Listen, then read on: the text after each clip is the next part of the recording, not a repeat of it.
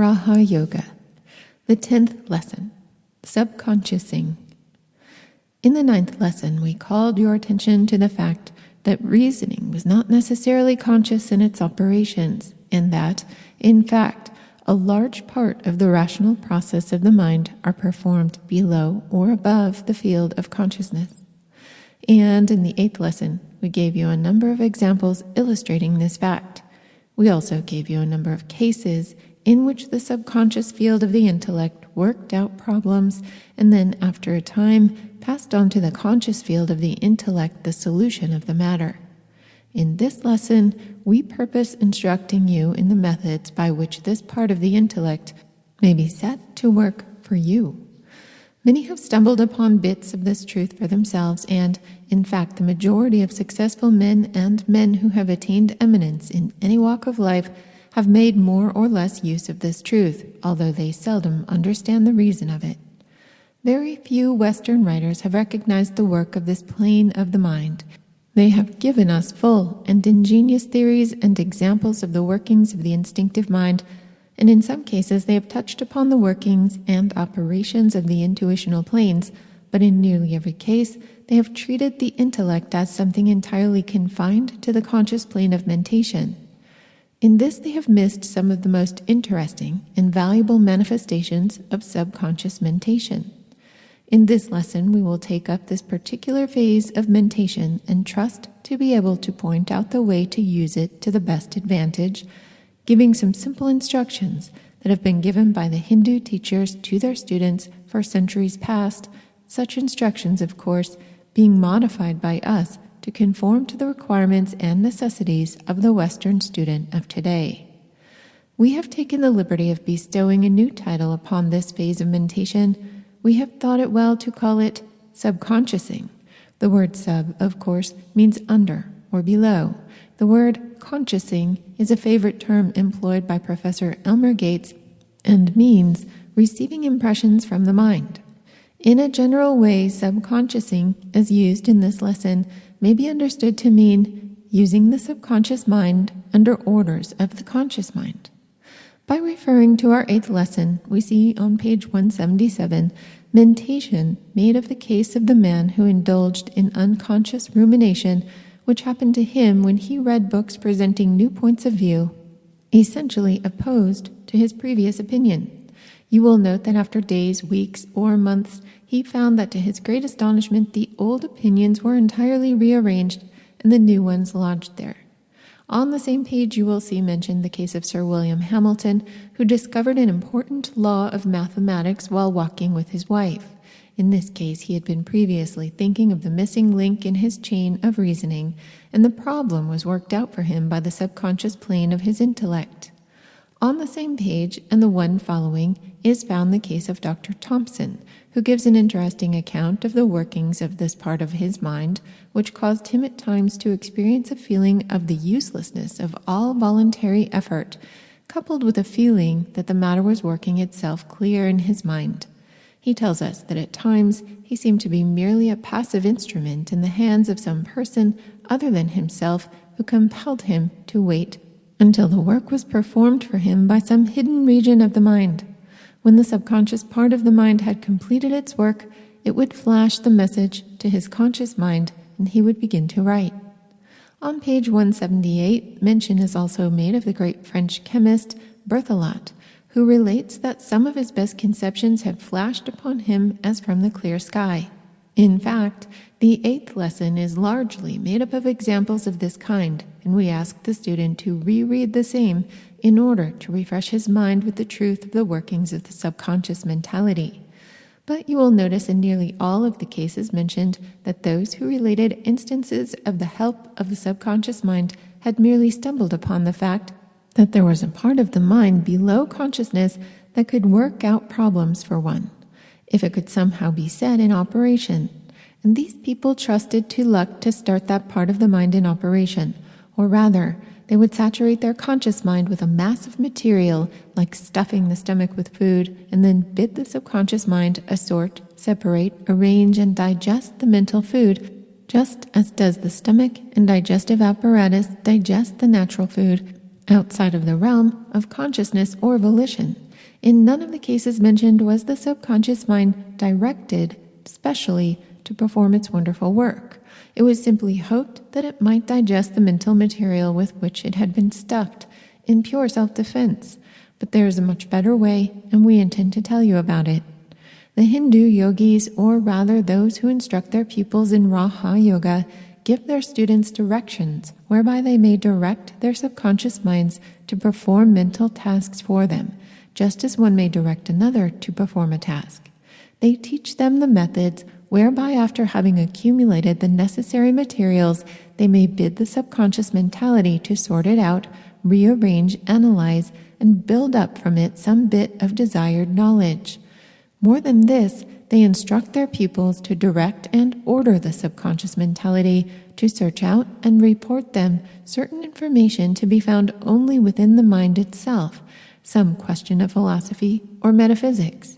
And when such art has been acquired, the student or yogi rests assured that the desired result will be forthcoming in due time, and consequently dismisses the matter from his conscious mind and busies himself with other matters, knowing that day and night, incessantly, the subconscious process is going on, and that the subconscious mind is actively at work collecting the information or working out the problem. You will see at once the great superiority of this method over the old hit or miss, hope it will work plan, pursued by those who have stumbled upon bits of the truth.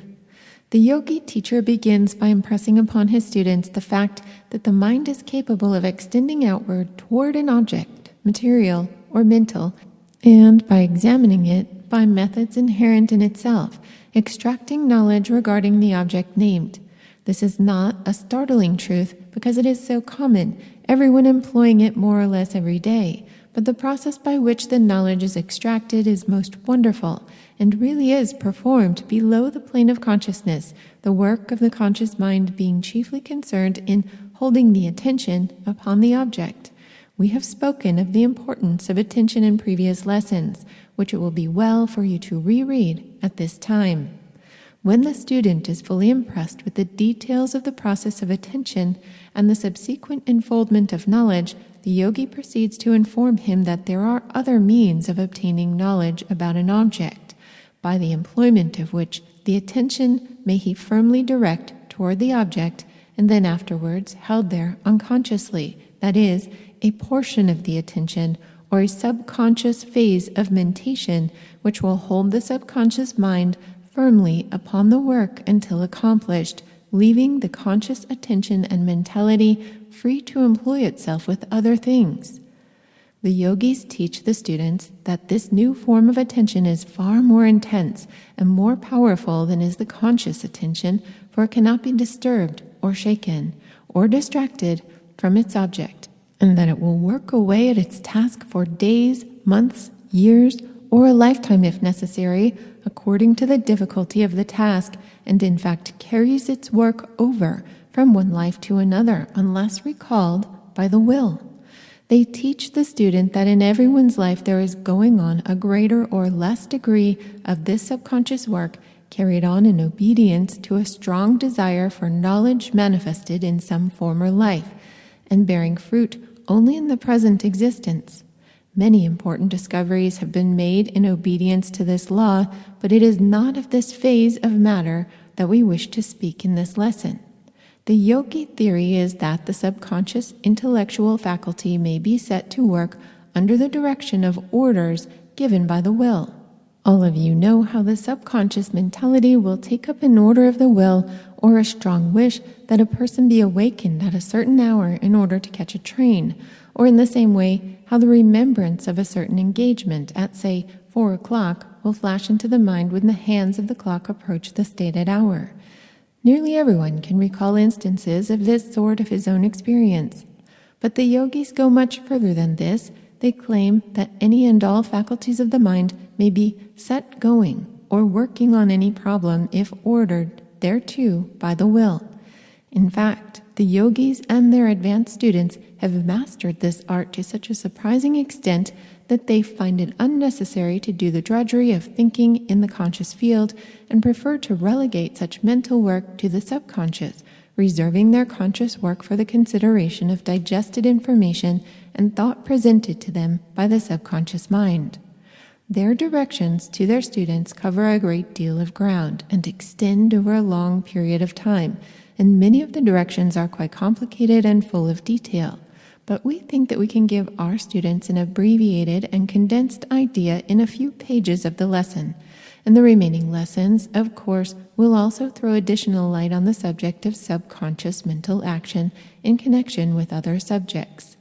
The yogi takes the student when the latter is much bothered by a consideration of some knotty and perplexing philosophical subject. He bids the student relax every muscle, take the tension from every nerve, throw aside all mental strain, and then wait a few moments. Then the student is instructed to grasp the subject which he has had before his mind firmly and fixedly before his mental vision by means of concentration. Then he is instructed to pass it on to the subconscious mentality by an effort of the will, which effort is aided by forming a mental picture of the subject as the material substance or bundle of thought which is being bodily lifted up and dropped down a mental hatchway or trapdoor in which it sinks from sight. The student is then instructed to say to the subconscious mentality, "I wish this subject thoroughly analyzed, arranged, classified, and whatever else is desired, and then the results handed back to me. Attend to this." The student is taught to speak to the subconscious mentality just as if it were a separate entity of being, which had been employed to do the work. He is also taught that confident expectation is an important part of the process, and that the degree of success depends upon the degree of this confident expectation. In obstinate cases, the student is taught to use the imagination freely until he is able to make a mental image or picture of the subconscious mind doing what is required of it. This process clears away a mental path for the feet of the subconscious mind, which it will choose thereafter as it prefers to follow the line of least resistance. Of course, much depends upon practice. Practice makes perfect, in everything else, and subconsciousing is no exception to the rule. The student gradually acquires a proficiency in the art of subconsciousing, and thereafter devotes his time to acquiring new facts for mental digestion, rather than bestowing it upon the mechanical act of thinking. But a very important point to be remembered is that the willpower back of the transferred thought material, which willpower is the cause of the subconscious action, depends very greatly upon the attention and interest given to the acquired material. This mass of thought material, which is to be digested and threshed out by the subconscious mind, must be well saturated with interest and attention in order to obtain the best results. In fact, interest and attention are such important aids to the will that any consideration of the development and acquirement of willpower is practically a development and acquirement of attention and interest. The student is referred to previous lessons in this course in which the importance of interest and attention is explained and described. In acquiring the mass of thought material which is to be passed on to the subconscious digestion, one must concentrate a great degree of interest and attention upon each item of thought material gathered up. The gathering of this thought material is a matter of the greatest importance and must not be lightly passed by. One cannot hastily gather together all sorts of thought material and then expect the subconscious mind to do its work properly. It will not, in fact, and the student proceeding upon any such erroneous supposition is doomed to disappointment. The proper way to proceed is to take up each bit of thought material in turn and examine it with the greatest possible interest and consequently the greatest attention, and then, after having fairly saturated it with this interested attention, place it with a pile of material which, after a while, is to be passed on to the subconscious mentality. Then take up the next bit of material and, after giving it similar treatment, pass it along to the pile also. Then, after a while, when you have gathered up the main facts of the case, proceed to consider the mass as a whole with interest and attention, giving it, as it were, a general treatment. Then drop it down the trapdoor into the subconscious mind with a strong command attend to this thought material, coupled with a strong expectant belief that your order will be obeyed. The idea underlying this treatment of the thought material with interest and attention is that by so doing, a strong mental image is created which may be easily handled by the subconscious mind. Remember that you are passing on thoughts for the subconsciousness to act upon, and that the more tangible and real these thoughts are, the better they can be handled. Therefore, any plan that will build these thoughts up into real things is the plan to pursue, and attention and interest produce just this result. If we may be pardoned for using a homely and commonplace illustration, we would say that the idea may be grasped by the illusion of boiling an egg, whereby the fluid, white, and the yolk become solid and real. Also, the use of a shaving brush by a man, by which the thin lather is gradually worked up into a rich, thick, creamy mass, is an illustration. Again, the churning of the butter is a favorite illustration of the Hindus, who thus call the attention of their students to the fact that thought material, if worked upon with attention and interest, become thought forms that may be handled by the mind just as the hands handle a material object. We ask you to think of these illustrations, for when you once grasp the idea that we wish to convey to you, you will have the secret of great thinking powers within your grasp. And this power of subconsciousing is not confined alone to the consideration of philosophical questions.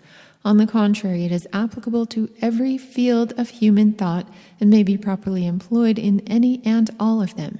It is useful in solving the problems of everyday life and work, as well as to the higher flights of the human mind.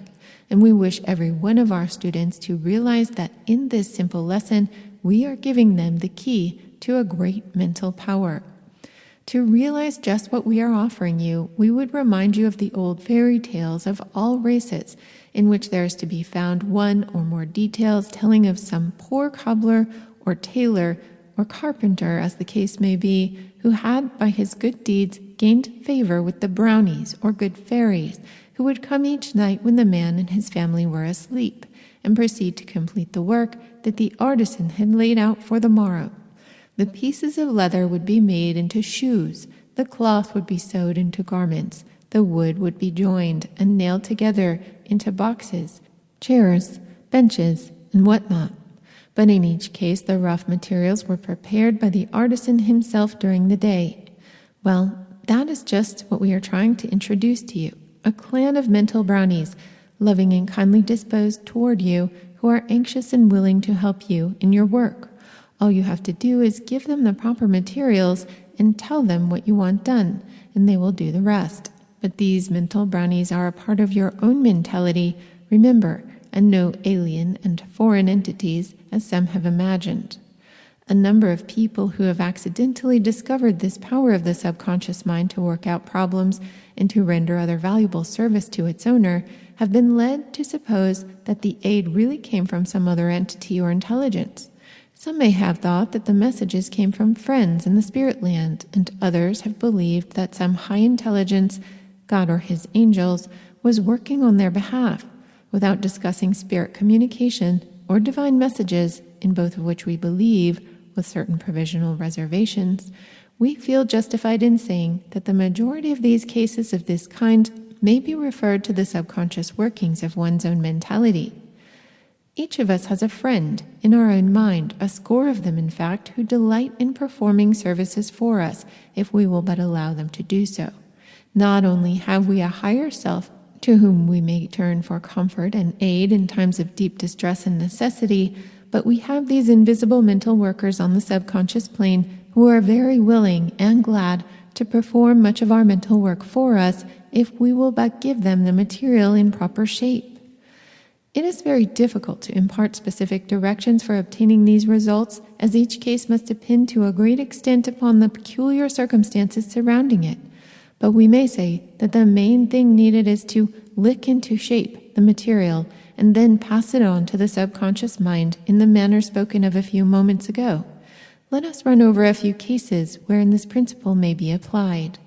Let us suppose that you are confronted with a problem consisting of an uncertainty as to which of two or more courses to adopt in some affair of life. Each course seems to have advantages and disadvantages, and you seem unable to pass upon the matter clearly and intelligently. The more you try, the more perplexed and worried do you become. Your mind seems to tire of the matter and manifests a state which may be called the mental nausea. This state will be apparent to anyone who has had much thinking to do. The average person, however, persists in going over the matter, notwithstanding the tired condition of the mind and its evident distaste for a further consideration of the subject. They will keep on forcing it back to the mind for consideration, and even at night time will keep thrashing away at the subject. Now this course is absurd. The mind recognizes that the work should be done by another part of itself, its digestive region, in fact, and naturally rebels at the finishing up machinery being employed in work unsuited for it. According to the subconsciousing plan, the best thing for the man to do would be for him first to calm and quiet his mind. Then he should arrange the main features of the problem, together with the minor details in their proper places. Then he should pass them slowly before him in review, giving a strong interest and attention to each fact and detail as it passes before him, but without the slightest attempt to form a decision or come to a conclusion. Then, having given the matter an interested and attentive review, let him will that it pass on to his subconscious mind, forming the mental image of dropping it through the trapdoor, and at the same time giving the command of the will, attend to this for me. Then dismiss the matter from your conscious mind by an effort of command of the will. If you find it difficult to do this, you may soon acquire the mastery by a frequent assertion, I have dismissed this matter from my conscious mind, and my subconscious mind will attend to it for me. Then endeavor to create a mental feeling of perfect trust and confidence in the matter, and avoid all worry or anxiety about it. This may be somewhat difficult at the first trial, but will become a natural feeling after you have gained the confidence arising from successful results in several cases. The matter is one of practice, and like anything else that is new, it must be acquired by perseverance and patience. It is well worth the time and trouble, and once acquired will be regarded as something in the nature of a treasure discovered in an unexpected place. The sense of tranquility and content, of calm and confidence that comes to one who has practiced this plan will of itself be worth all the trouble, not to speak of the main result. To one who has acquired this method, the old worries, frettings, and general stewed-up feeling will seem like a relic of barbarism. The new way opens up a world of new feelings and content. In some cases, the matter will be worked out by the subconscious mind in a very short time, and in fact, we have known cases in which the answer would be flashed back almost instantly, almost like an inspiration. But in the majority of cases, more or less time is required. The subconscious mind works very rapidly, but it takes time to arrange the thought material properly and to shape it into the desired forms. In the majority of cases, it is well to let the matter rest until the next day, a fact that gives us a clue to the old advice, sleep over an important proposition before passing a final decision. If the matter does not present itself the following day, bring it up again before the conscious mind for review. You will find that it has shaped itself up considerably and is assuming definite form and clearness. But right here, and this is important, do not make the mistake of again dissecting it and meddling with it and trying to arrange it with your conscious mind, but instead give it attention and interest in its new form and then pass it back again to the subconscious mind for further work. You will find an improvement each time you examine it. But, right here another word of caution, do not make the mistake of yielding to the impatience of the beginner and keep on repeatedly bringing up the matter to see what is being done. Give it time to have the work done on it. Do not be like the boy who planted seeds and who each day would pull them up to see whether they had sprouted and how much. Sooner or later, the subconscious mind will, of its own choice, lift up the matter and present it to you in its finished shape for the consideration of the conscious mind. The subconscious mind does not insist that you shall adopt its views or accept its work, but merely hands to you the results of its sorting, classifying, and arranging.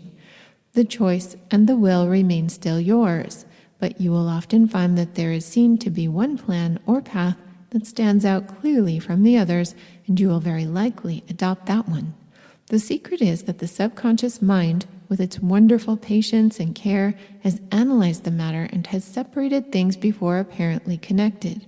It has also found resemblances and has combined things heretofore considered opposed to each other. In short, it has done for you all that you could have done with the expenditure of great work and time, and done it well. And then it lays the matter before you for your consideration and verdict. Its whole work seems to have been in the nature of assorting, dissecting, analyzing, and arranging the evidence, and then presenting it before you in a clear systematic shape. It does not attempt to exercise the judicial prerogative or function, but seems to recognize that its work ceases with the presentation of the edited evidence, and that of the conscious mind begins at the same point. Now, do not confuse this work with that of the intuition, which is a very different mental phase or plane. This subconscious working, just mentioned, plays an entirely different part. It is a good servant and does not try to be more. The intuition, on the contrary, is more like a higher friend, a friend at court, as it were, who gives us warnings and advice. In our directions, we have told you how to make use of this part of the mind, consciously and knowingly, so as to obtain the best results and to get rid of worry and anxiety attendant upon unsettled questions. But in fact, every one of us makes more or less use of this part of the mind unconsciously and not realizing the important part it plays in our mental life. We are perplexed about a matter and keep it on our minds until we are forced to lay it aside by reason of some other demand, or when we sink to sleep. Often, to our surprise, we will find that when we next think of the matter, it has somehow cleared up and straightened itself out, and we seem to have learned something about it that we did not know before. We do not understand it, and are apt to dismiss it as just one of those things. In these lessons, we are attempting to explain some of those things and to enable you to use them consciously and understandingly instead of by chance, instinctively, and clumsily. We are teaching you mastery of the mind. Now, to apply the rule to another case. Suppose you wish to gather together all of the information that you possess relating to a certain subject. In the first place, it is certain that you know a very great deal more about any subject than you think you do. Stored away in the various recesses of the mind, or memory if you prefer that term, are stray bits of information and knowledge concerning almost any subject. But these bits of information are not associated with each other. You have never attempted to think attentively on the particular question before you, and the facts are not correlated in the mind. It is just as if you had so many 100 pounds of anything scattered throughout the space of a large warehouse, a tiny bit here and a tiny bit there, mixed up with thousands of other things. You may prove this by sitting down sometime and letting your thoughts run along the line of some particular subject, and you will find emerging into the field of consciousness all sorts of information that you had apparently forgotten, and each fitting itself into its proper place.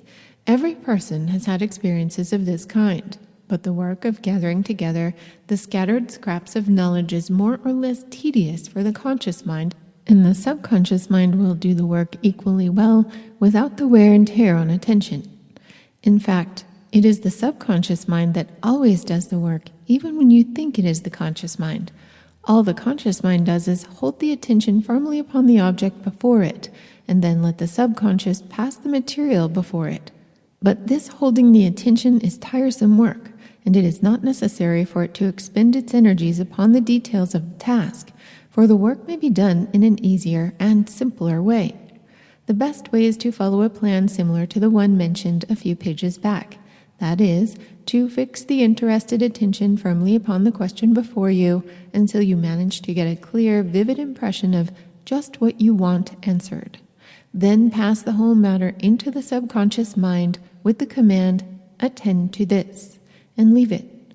Throw the whole matter off your mind and let the subconscious work go on. If possible, let the matter run along until the next morning and then take it up for consideration, when, if you have proceeded properly, you will find the matter worked out, arranged in logical sequence, so that your conscious attention will be able to clearly review the string of facts, examples, illustrations, experiences, etc., relating to the matter in question. Now, many of you will say that you would like this plan to work in cases in which you have not the time to sleep it over.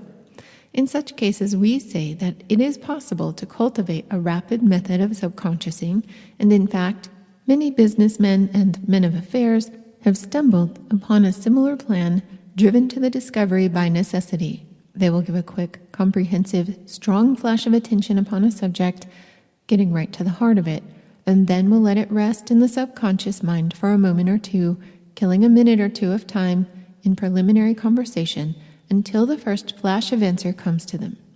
After the first flash, and taking hold of the first loose end of the subject that presents itself to them, they will unwind a string of information and talk about the subject that will surprise even themselves. Many lawyers have acquired this knowledge and are what is known as resourceful. Such men are often confronted with questions of conditions utterly unsuspected by them a moment before. Practice has taught them the folly of fear and loss of confidence at such moments, and has also impressed upon them the truth that something within them will come to the rescue. So, presenting a confident air, they will manage to say a few platitudes or commonplaces while the subconscious mind is most rapidly gathering its materials for the answer. In a moment, an opening thought flashes upon the man, and as he continues, idea after idea passes before his conscious and eager attention, sometimes so rapidly that it is almost impossible to utter them, and lo, the danger is over, and a brilliant success is often snatched from the jaws of an apparent failure and defeat. In such cases, the mental demand upon the subconscious mind is not voiced in words, but is the result of a strong mental need. However, if one gives a quick verbal command, "Attend to this," the result will be heightened. We have known cases of men prominent in the world's affairs who made a practice of smoking a cigar during important business interviews, not because they particularly cared for tobacco, but because they had learned to appreciate the value of a moment's time for the mind to gather itself together, as one man expressed it. A question would be asked or a proposition advanced suddenly, demanding an immediate answer.